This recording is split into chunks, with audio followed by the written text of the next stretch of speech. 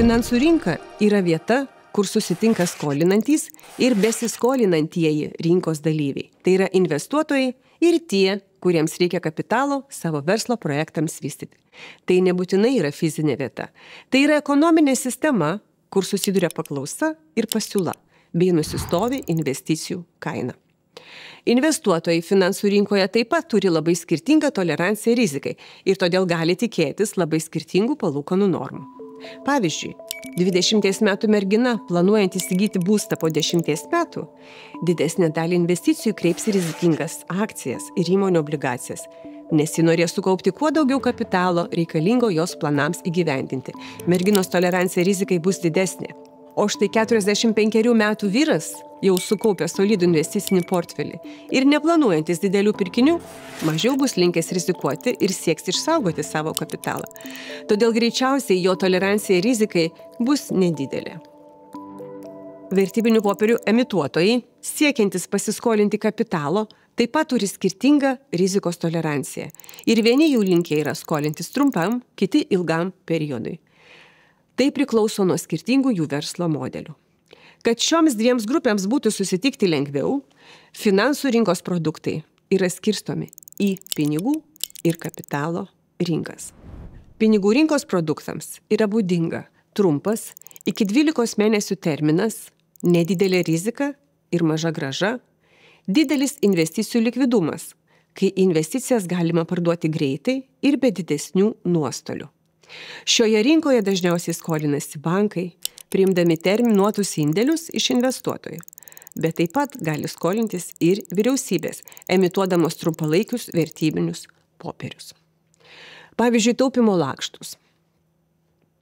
Kapitalo rinkos produktams yra būdinga ilgas investicijos terminas iki 20-30 metų ar neterminuotos investicijos, vidutinė ir didelė investicijos rizika ir ženkliai didesnė grąža. Vidutinio ir mažesnio likvidumo investicijos, kurias parduodant galima jau patirti ir apčiuopiamus nuostolius. Kapitalo rinkoje skolinasi visi – įmonės, bankai, vyriausybės, emituodami ilgalaikės obligacijas ir akcijas.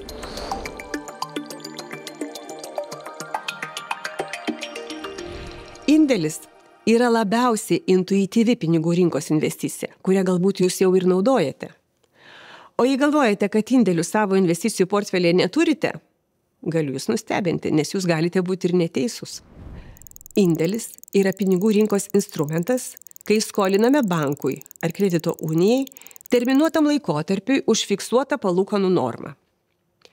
Taigi, laikinai laisvi pinigai jūsų komercinio banko sąskaitoje irgi yra indėlis. Jo trukmė yra 1 naktis. Jūs skolinate bankui ir prisimate to banko kredito riziką, tikėdamasi savo lėšas atgauti. Indėlio palūkanos yra 0, taigi už jūsų prisiemamą kredito riziką jums nėra kompensuojama.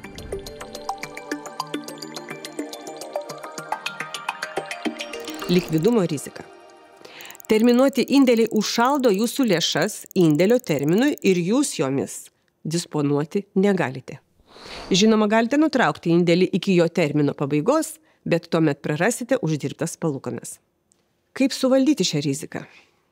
Indėliams skirtas lėšas reikia skaidyti į kelis skirtingos trukmės ir skirtingų sumų indėlius. Taip jūs geriau suvaldysite savo piniginius srautus. Jei netikėtai prireiktų pinigų, jūs palauksite artimiausiai besibaigiančio indėlio pabaigos ir nutrauksite jį, prarasdami tik jo vieno palūkanas, bet ne visos indėliuose esančios sumos. Antroji rizika yra kredito rizika.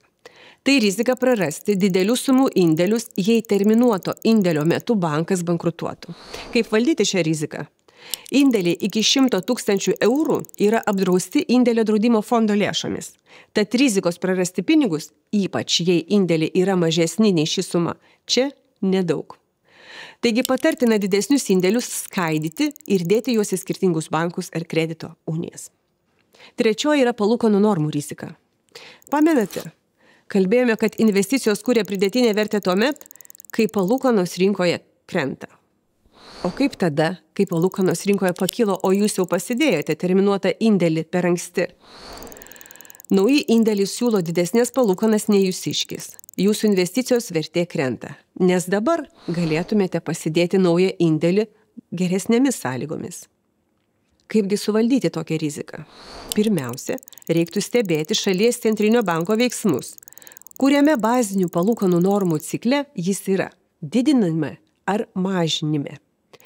Lietuvos bankas priklauso ES centrinių bankų bendrijai. Esame vienas iš 20 centrinių bankų emituojančių eurus.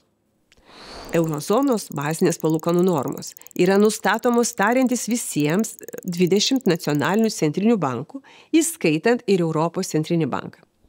Taigi Lietuvos investuotojai turėtų stebėti, kuriame bazinių palūkanų normų cikle yra Europos centrinis bankas – didinimo ar mažinimo. Bet kuriuo atveju galioja prieš tai minėtas patarimas – indėliams skirtą sumą skaidyti į keletą skirtingų trukmių ir sumų indėlius. Jei Europos centrinis bankas yra palūkanų normų mažinimo cikle, tuomet daugiau indėlių dedame ilgesniam laikotarpiui. Ir atvirkščiai. Jei Europos centrinis bankas yra bazinių palūkanų normų didinimo cikle, daugiau indėlių dedame trumpesniam laikotarpiui, nes greičiau galėsime juos atnaujinti, jau su didesnėmis palūkanomis. Ketvirtoji yra infliacijos rizika. Tai tokia rizika, kai infliacija netikėtai šauna viršun ir pralenkia jūsų terminuoto indėlio palūkanas. Tokiu atveju jūs tiesiog prarandate investicinę grąžą. Kaip valdyti šią riziką? Dar ir dar kartą. Išskaidome indėliams skirtas lėšas į keletą mažesnių indėlių skirtingomis trukmėmis ir skirtingomis sumomis. Kodėl? Nes trumpesnio termino, greičiau besibaigiančius indėlius jūs galėsite atnaujinti palankesnėmis infliaciją kompensuojančiomis palūkanomis. Taigi, indėliams skirtas lėšas pasidėjus į vieną ilgo termino indėlį gali pasirodyti visai protingas sprendimas, nes ilgesnio termino indėlio palūkanos bus didesnės, o ir nereiks nuolat atnaujinti besibaigiančiųjų indėlių. Bet tai nebūtinai yra tiesa. Toks sprendimas labai dažnai nesuvaldo indėliams būdingų rizikų. Todėl patartina indėliams skirtą sumą skaidyti kelis indėlius skirtingų trukmių ir skirtingų sumų.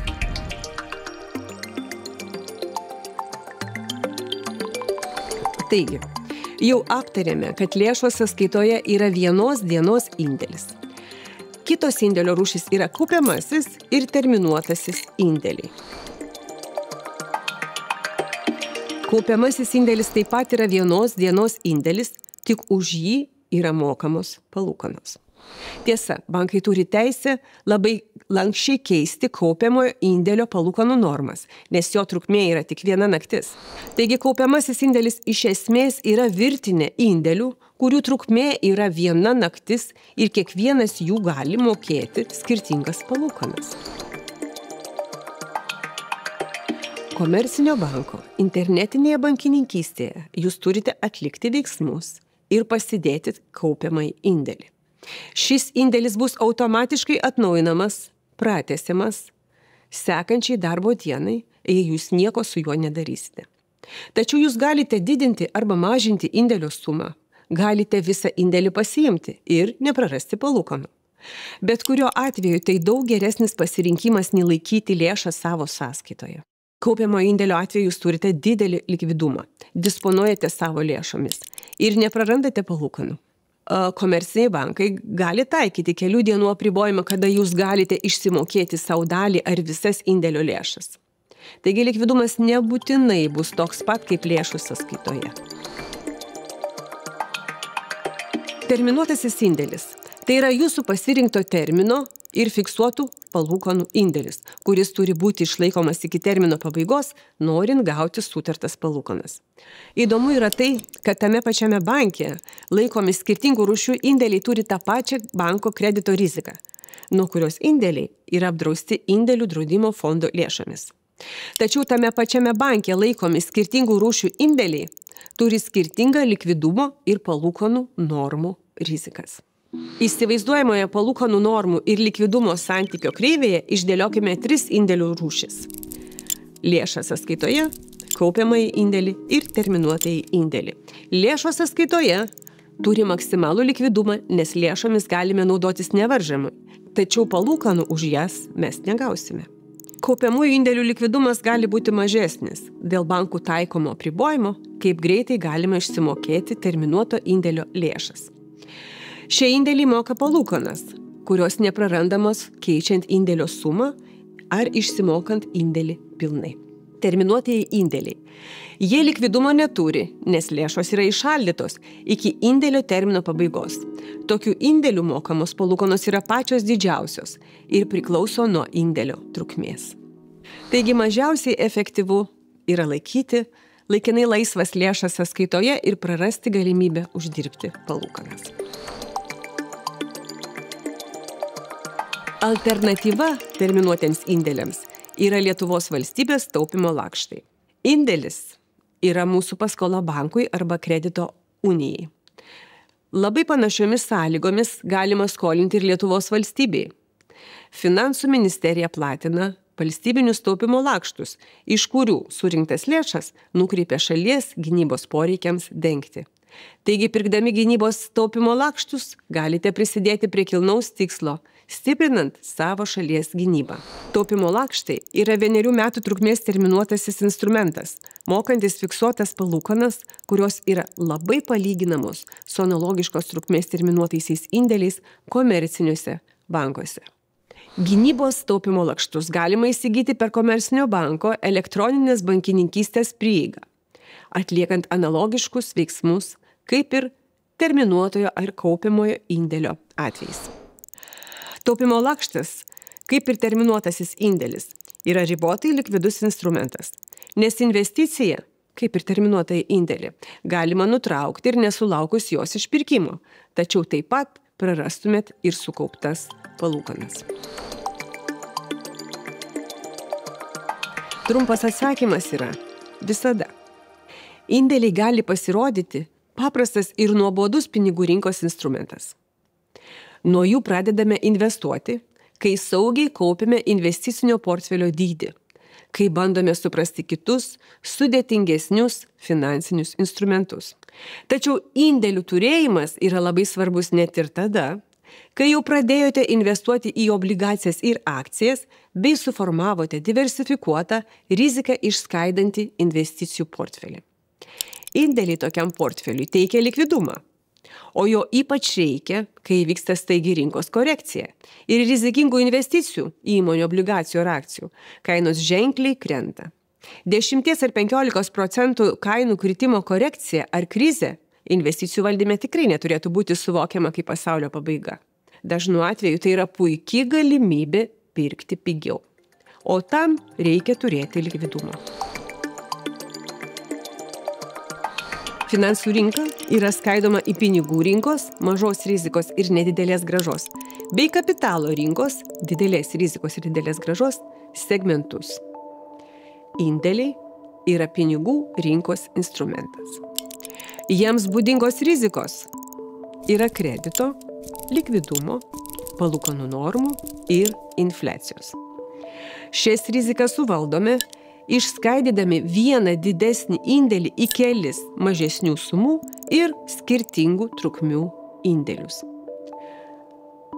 Taip pat patartina indėlius turėti skirtingose bankuose ar kredito unijose, ypač jei sumos yra didesnės. Indėlių rūšis yra lėšos sąskaitoje, kaupiamieji ir terminuotieji indėliai. Visada efektyviau yra lėšas sąskaitoje keisti į kaupiamuosius indėlius, nes taip jūs uždirbsite palūkanas, iš esmės neprarasdami likvidumo. Valstybiniai taupymo lakštai yra saugi investicija, leidžianti prisidėti prie kilnaus tikslo, finansuojant šalies gynybą. Savo finansiniu turiniu tokia investicija yra labai panaši į terminuotąjį indėlį.